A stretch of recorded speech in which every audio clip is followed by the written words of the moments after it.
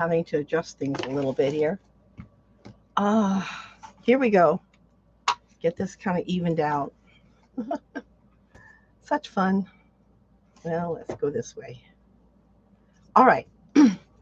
What I wanted to do is I wanted to show you so you had an idea what was involved in creating cards. Now, what I got are sample cards. Like, for instance, we have several levels of card making. This would be like for beginners. It's very straightforward. We had a background stamp that we used, and we had stamps in the stamp set with a sentiment, and we just added color to the stamp, stamped it on cardstock, added on a card base, and then stamped it, the sentiment and the message. And then I embellished it with a few sequins. That's the basic or beginner. This is more the casual stamper who wants to go a little bit beyond. Same stamp, but we added to it. We added more color to the stamp that we used, the background stamp. And then in this case, we stamped the sentiment, but then we die cut it out with a shadow die cut so that you had the white background and then you have the word. And then we stamped the sentiment and die cut it out and added it to the card. And I also embellished it with some rhinestones. Now, this would be considered avid. Same stamp background, added color, but this time I added layers. So I put it on a black card base. I added a gold layer, and then I added the stamped portion with the colored background stamp. This one, I used the die to do the shadow die cut in gold. And then they had another die where I cut the word out in, I don't know if you can see it in here, but it's glittery cardstock, glittery black cardstock. And then down here, I used the same sentiment, but I embossed it. I not didn't. I heat embossed the sentiment in gold and added it on black cardstock just to kind of echo the black card base, and added another embellishment. This one was a die cut dragonfly. Anyway, that's more advanced for people who really want to get into it. So there's several levels. Now, more examples of levels. This card was mostly just using the stamps from a set, and I did a color wash for the background using the ink from the pads, and then I added different colored inks to the different colored items that are on here. And when I'm finished, I added the sentiment and I added some more embellishments. I don't know how well you can see those. I like the look of bubbles here and there, but this is mostly just ink, paper, and stamping, the colored inks. Now we get into fun folds. Now this paper is gorgeous and I loved it. And what I did was I created a card that opened like this. You get tired of the same old, so I like to change things up. On this, I also took a piece of cardstock and I embossed it. And then I added another die cut with a sentiment on it. And I stamped the image from the card set and then was able to die cut it out. And I don't know if you can tell on there, but it's raised up a bit. In order to do that, to make it stand out a little more, it gives it a little shadow. I don't know how well you can see it in here. But those are dimensionals of popping it up, making it come out forward a little bit, getting more attention. And here's another example of a fun fold. This one is more current paper. This is the Traditions of Christmas paper, which has been so popular. It's kind of out of stock right now, but it's due back the week of November 17th, so you still have time to get it. Gorgeous paper, but I wanted to emphasize die cuts here too. It's a fun fold. You open it this way, but I wanted to emphasize that I used die cuts and layered them in different colors, gold, white, red, and then the sentiment and another die cut stamped in red as well. That's a second fun fold. And then here is a different example of using die cuts. The snail shell is die cut. The glasses are die cut and put together because there's actually two die cuts and we had to combine them to make the glasses. And then you have the containers and the scarf. The tote itself is also a die cut, and it is designed not only to be used on front of the cards, but you can also use it as a little gift container. You can put them together. Two of them have a little gift container. So a lot of these offer a lot of different possibilities. And this is one that was full of die cuts that you could use. Now, the tools that you need. Number one on my list is this paper trimmer. This is a Stampin' Up! Paper trimmer. It comes with two blades. It comes with a gray blade, which is used for scoring, which means it doesn't cut. It just puts like a bend in the cardstock so that it will fold easier. And this one's designed, the dark one's designed for cutting. It cuts your cardstock. I use this so much. I had a paper trimmer before I signed up with Stampin' Up! And this one was so much better. I finally said, wait a minute. The old one was hard to read. It was a dark background. This has got a white background. It's got an arm that extends out to a full 17 inches.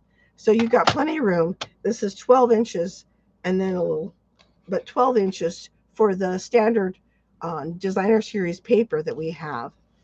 And in addition, it also has the ruler on this side, but it also has this other section over here that measures backward. Like it, sometimes you have a small piece and it's easier to have the paper supported here and go this way. If you're only doing a small cut or a small score, you move it over here. This goes up to 1.5 inches. I have never regretted getting this. I have really, really enjoyed it. I've looked at a few others, but some of them are just big and awkward. And you think you want big because you're working with big papers. And I understand that. But this one with that extended arm solves the problem. And it's compact and easier to store.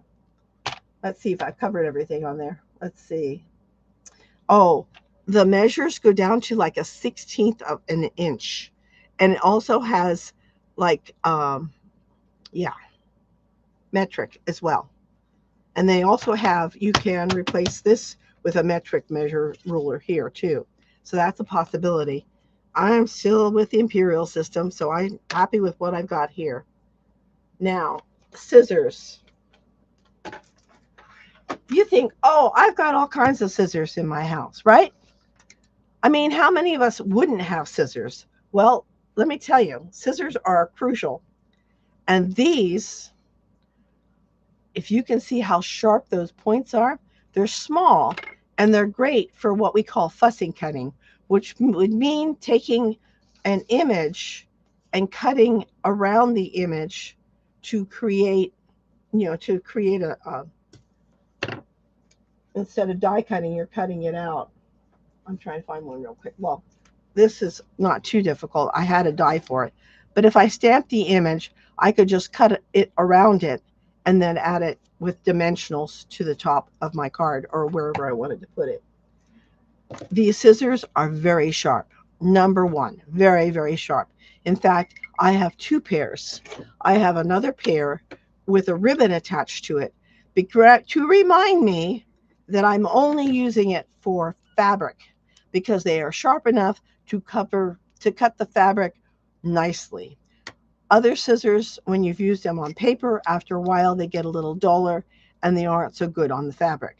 But these were wonderfully sharp, and yet they don't take up a lot of space. They're just small scissors, but they are very precise in their cutting. Now the clear blocks. Oh yes, we have a variety of blocks. We have these clear blocks and some more.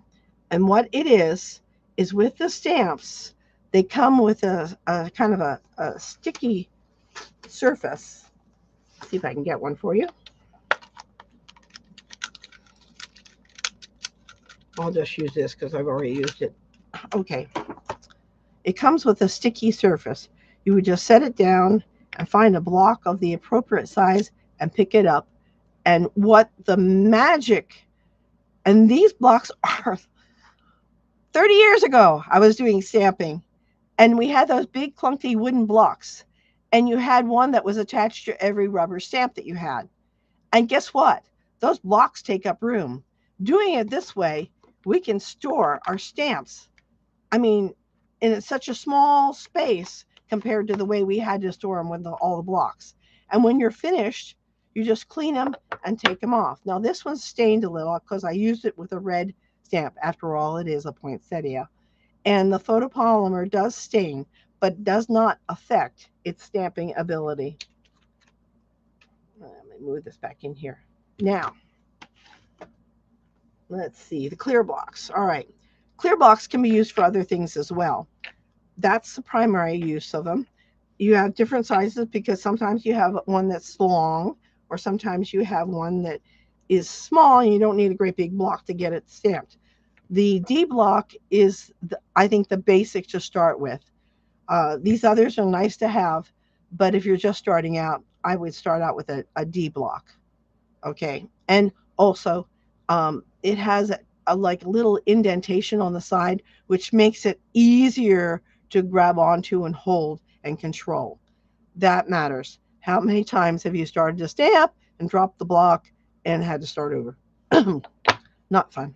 Okay, let's see. Anything else about the blocks? No, I've got it covered. Okay, several sizes, nice and clear, and they clean up well. Okay, let's see. Now I want to talk about the glues. There are several. This is called a multi-purpose glue.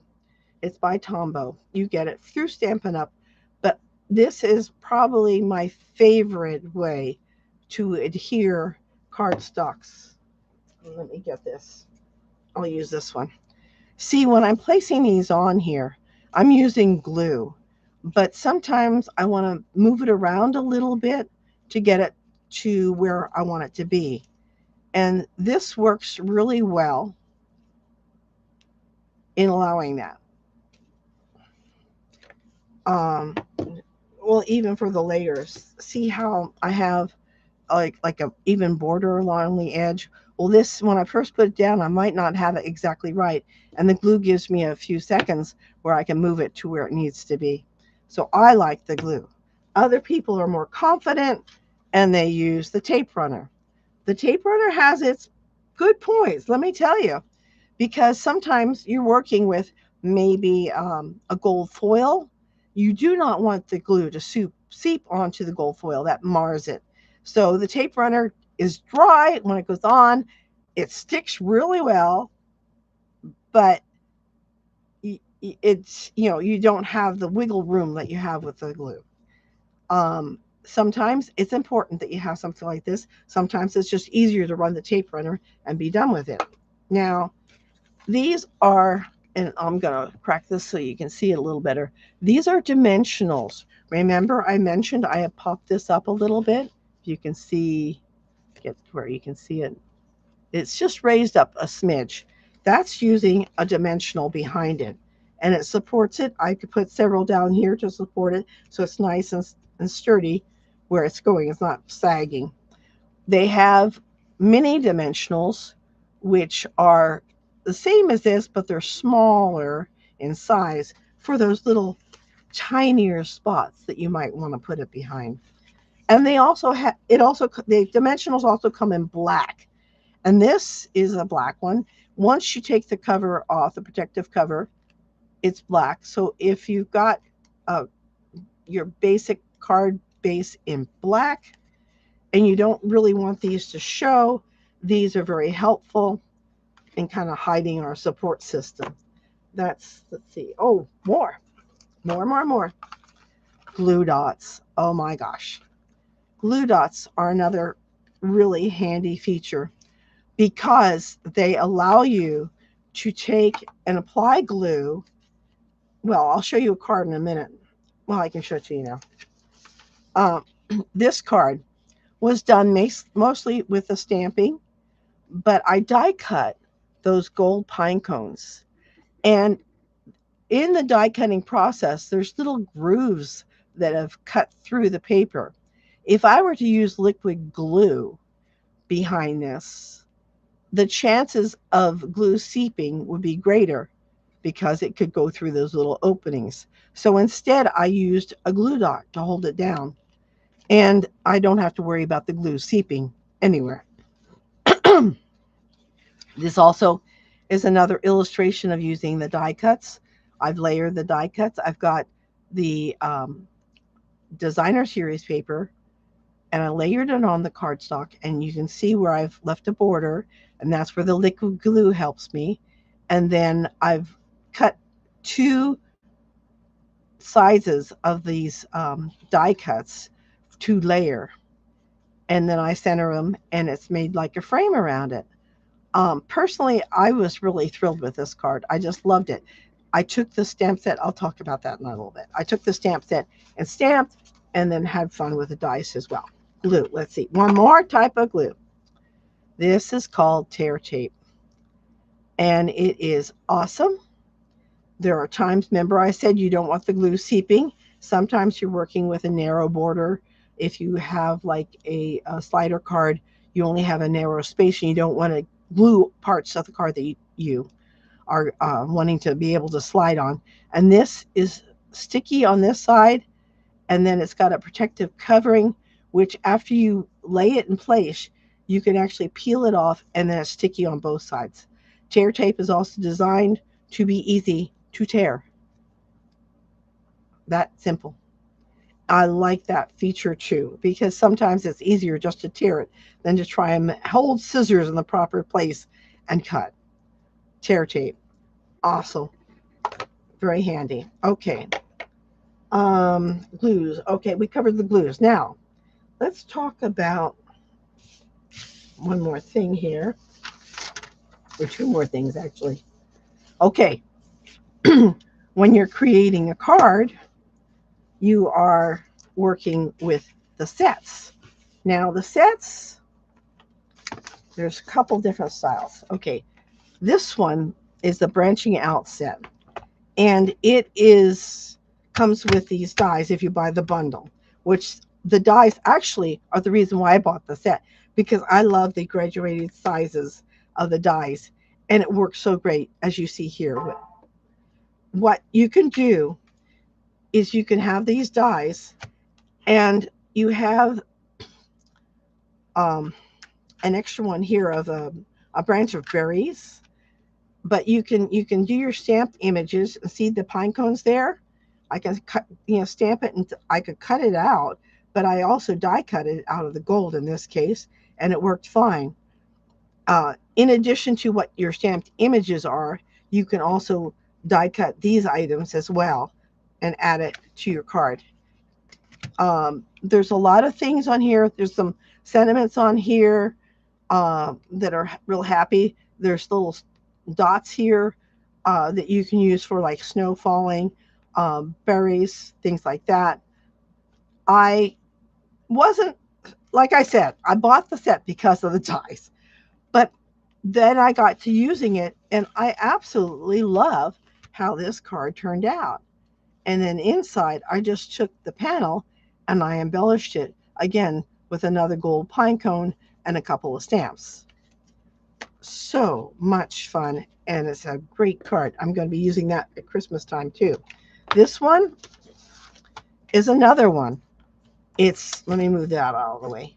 You have the images that you can stamp, but guess what? Those same images are on the designer series paper.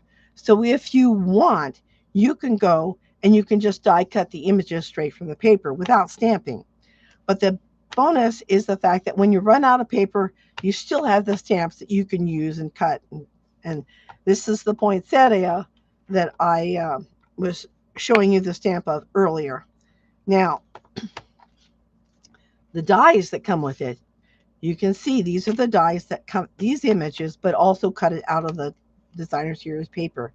In addition, they have some holly leaves and some other leaves, a big pine bough. These cut some of the other images here. There's some berries you can die cut too. Um, I have not finished playing with this. I've just been having so much fun. But what I did was I used the designer series paper, and I used the dies from this set to cut this little outline background. And I also used, this is an embossing folder. This is the Peaceful Greenery 3D embossing folder, which is what I used on this card. And I just love the effect of it. Again, I took the image and I popped it up. I don't know how well you can see that, but I popped it up on dimensionals. So it's raised up from the card um, a little bit. And it just makes it kind of stand out. Another thing I did with the designer series paper, you can also cut the partial pictures that are on the side or top or bottom of the papers, because you can use them for like the insides here. So I've been having a blast with it. I just really have. So you need the stamps. Dies are good, but you see they're not essential, as I pointed out, because you could fussy cut, or like in this case where I just did everything with the stamps. I didn't do any fussy cutting or anything like that. Just so you know, I just wanted you aware of the potential. To do the die cuts, you'll need a die cut embossing machine, which is pretty expensive. However, they have a special going on right now. I have never seen anything so amazing. You can get, for $35 to join as a demonstrator, you can get $125 worth of product. I have not seen anything like this before. The products that you get, if you wanted to join up, and you don't have to be really do like I'm doing and sharing this, you can just do it to be a hobby demonstrator, basically to buy everything at discount, because you get a discount on top of that when you are a Stampin' Up! Demonstrator. But it's it's just so, you've got almost 4 months. They have a minimum that you need to meet, but I've never had a problem meeting that minimum. And honestly, even if you don't want to continue, you're getting a deal. For $35, you're getting $125 worth of product. You can buy the stuff that you want. 125. I don't think that will quite cover the. There's a second part to this. I don't have it written down, but you can buy a lot of the stuff for it. Plus, you'll get some additional material that they send new demonstrators to help them if they want to build a business. That is a super deal. I haven't shared that enough. And you can sign up for me and I can help you learn the process. Okay, next thing I wanted to, oh yes, oh yes. We build our cards with a cardstock base, and the cardstock is sold in a variety of colors, and those colors are coordinated with the designer series paper. And the cardstocks come in batches.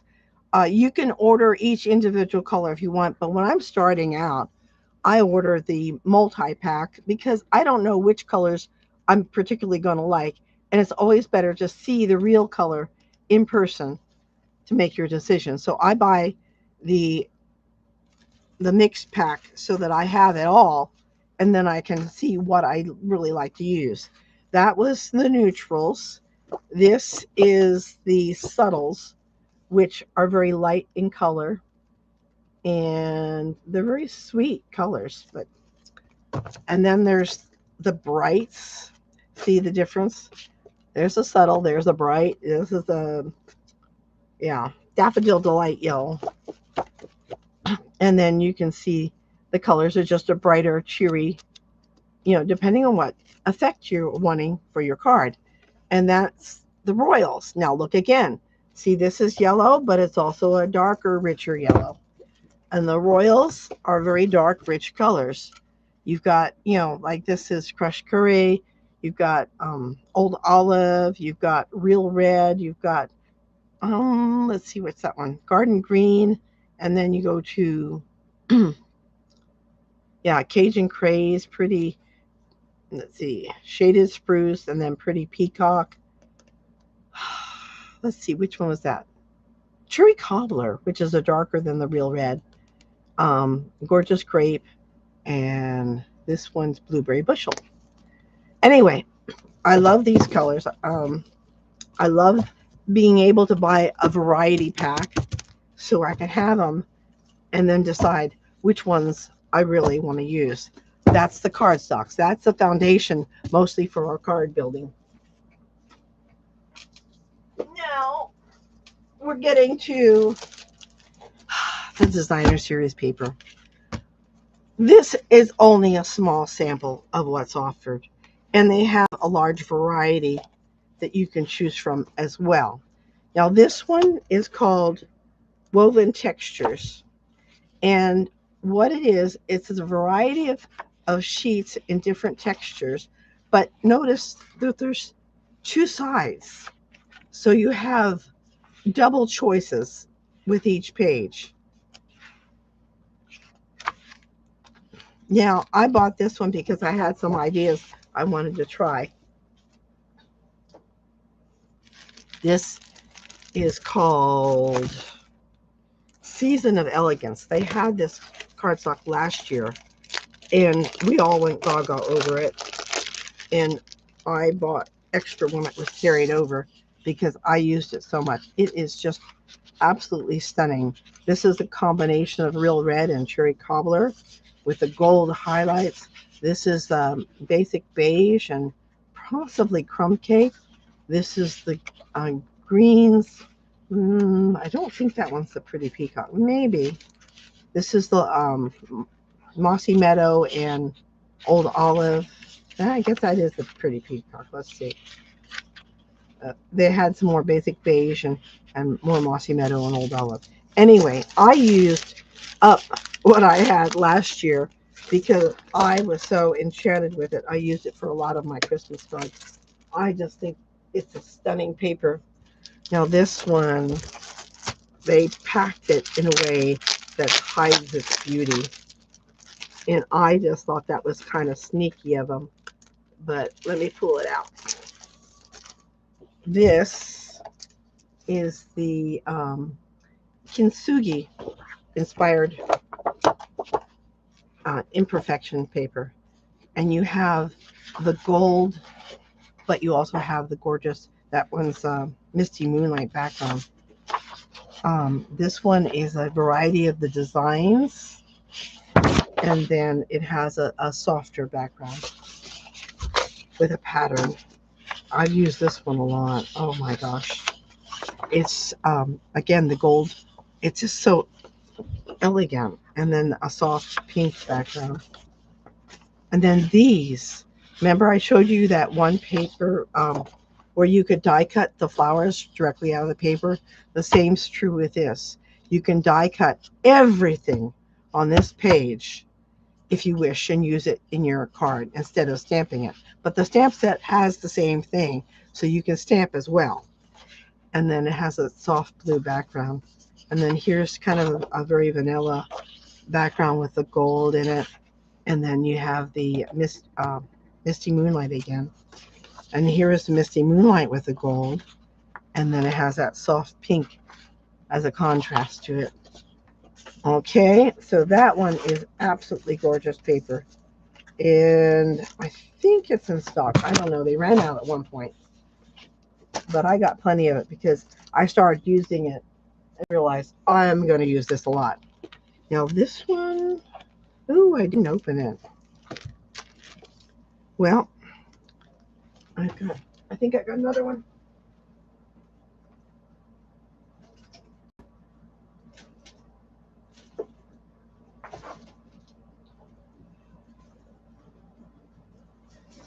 Yes. Okay. I bought another pack because what appealed to me about this was that, and this is a good way of showing it to you. The back of this is this color, and they go perfectly together. And I have some one sheet wonder card designs layouts that, oh, I can't wait to try this on. And that's what happened. You have this, but this backing goes perfectly with it. So I'm really excited, and that's the main reason why I bought these papers. Okay, there's that timid tiger in it. And here again, you can, the color coordination is wonderful. This is Berry Burst. And again, this is a pretty peacock. And there's the front of the card. So I can't wait to give this a try. I just have to get my Christmas stuff done. Anyway, I wanted to show you at least a sample of these gorgeous papers. Now, this is that paper I went gaga over and had to buy some more. I'm glad I bought two to begin with, but this is that Traditions of Christmas paper. Unfortunately, as I said earlier, it's sold out right now, but it's due back the week of November 17th. Beautiful paper, just gorgeous, and striking background, okay?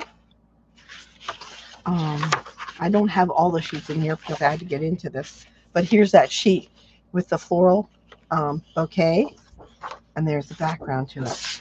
Here's another floral sheet. Doesn't that look good together? Oh, in fact, I did.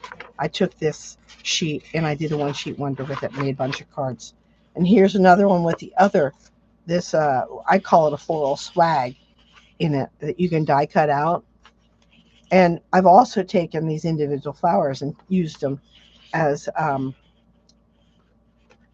ephemera to decorate the inside of the card. And that's the background to it, the back sheet. And then this one, oh my gosh, I've only got one page left because I've been using it for my Christmas cards. So pretty. And the back just goes so well with it. Anyway, I am not through playing with this paper yet. I'm glad I have some still to work with.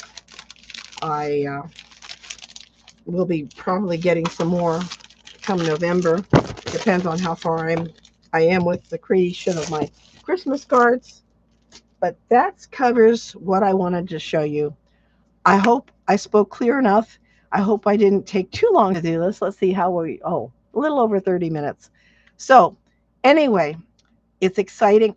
Oh, one more thing. Aha. Okay. You also need ink pads. When you're just beginning, I suggest you get the Memento Tuxedo Black because that'll be overall a stamp. You can always use that. And then the regular stamp pads come in a variety of colors, and all the colors that they use are coordinated with the cardstock, with the designer series paper, and the way it opens, it's designed to help the ink stay near the top of the pad, because when you close it,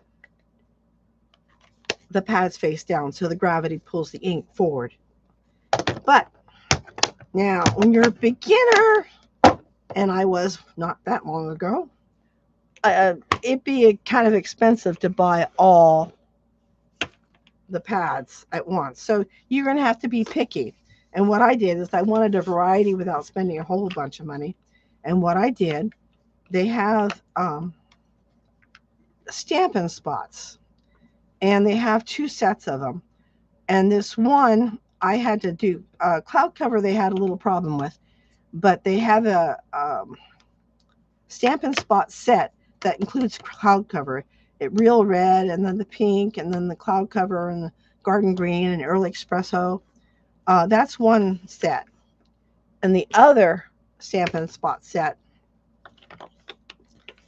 has basically these colors, except this is Darling Duckling, Granny Apple Green, Melon Mambo, Fresh Freesia, which is a very soft purple, and Basic Gray. Those are two choices you can do to help you have a color variety without spending for the big stamp pads. Now, one more thing. They also have these Stampin' Spots uninked. You get a pack of 5, and then you can use the ink refills, which they also sell, in the colors that you want. It's something to consider, but I'm trying to help you as far as if you want to get started in this. I think this is a good way to go. The stamp pads, um, I bought them gradually, so I didn't have a big outlay. But this is a basic one that you need to have. Let's see, is there anything else I want to cover? There's so much. There's a lot of tools. I didn't get into the tools at all. This is Take a Pick tool. It comes with a sharp pointy end and a spatula end that helps you when you're like, for instance, when you're getting a glue dot off and you want to put it in a certain spot. This allows you to get it, tuck it in where you want to tuck it in. This end, it's got a gummy end to it, which allows you to pick up those little tiny things that it's just real hard to get with your fingers, and then hold it for you while you get it in the right position. This is one of the early tools I bought. You can buy a set that a brush that you can attach to help you brush out the really intricate die cuts, but that's later. It's not a right away thing. And then they also have another set that you can add with gives you more tips that do different things. But that is a good one to start with too. Um, there's there's just so much, but that's to get started. The glue, the paper trimmer. Yeah, I have a list. The glue, the paper trimmer, the scissors, the blocks, the clear blocks, especially starting with block D is a basic block. Um, and then your ink pads, your cardstock, and of course the glue, the varieties of glue. I'd start with just the multi-purpose to start, and then depending on what you decide you like would be another way to go. And then of course the paper. Now the paper is usually sold. Let me get that out too. For example, I marked the pages so we could show you. There isn't paper for this one. Let's go over here. They sell the paper. Usually they have a suite, and the suites come with ribbon, embellishments. This is an embossing folder. In this particular suite, they have 2 bundles. A bundle is where you buy the stamp set and the dies together, and then you get a 10% discount. This one also had traditional labels. I liked the labels, so I bought the traditional label bundle as well. So I have both of these. I also bought these little sparkly sequin things. They're fun, kind of fun. I didn't worry about the ribbon because I already had red ribbon. This is the paper. Honestly, the catalog tries, but you just can't see the true beauty of the paper in the catalog, which is why I bother to bring it out and show you so you can see it live. Anyway, I think that's enough for right now. If you'd like to have more information, or if you would like a catalog, contact me and we'll get it to you. Anyway, if you have questions, please give me a call. I'd be happy to help you. Thank you and have a good day.